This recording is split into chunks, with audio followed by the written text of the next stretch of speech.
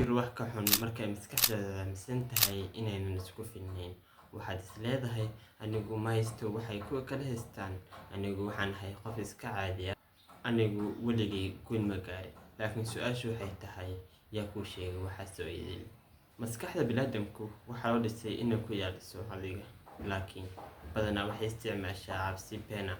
Waxay kuu sawiraysaa mustaqbal qurux badan, laakiin waxay xusuusataa weli xusuusihii iyo guuldarrooyinkii xumaa ee soo dhaaftay. Waxayna kaa dhaadhicinaysaa markaasi inay waxaasi run yihiin. Xaqiiqdu waxay tahay waa inaad awood u leedahay wax ka weyn waxaad weligaa ka fikiraysid. Si aad taas u gaadho, waa inaad marka hore fahantaa inaysan maskaxdu mar walba run sheegin. Markaad aragto fikir xun, jooji overthinking-ka oo weydii nafsadaada, waxaan ka fikirayaa ma runba?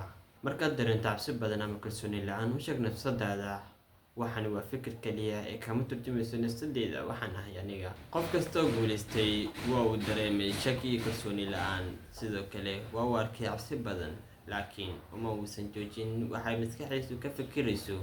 Waa inaad adigu maskaxdaada u sheegtaa qofka aad tahay iyo qofka aad noqon doonto. Waxaa kuu jira xoog, waxaa kuu jira iftiin, waxaa kuu jira nolol cusub oo sugaysa go'aankaaga.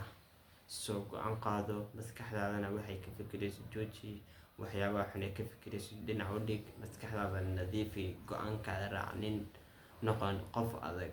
Su'aal: waa maxay halka fikir xun ee aad doonayso inaad iska nadiifiso maanta? Qaybta faallada noogu soo qor taasi. Like saar muuqaalka haddii aad wax ka fahantay, una share garee si oo qof walba uga faa'iidaysto muuqaalka. Bye. Channelka subscribe saar ha ilaawi.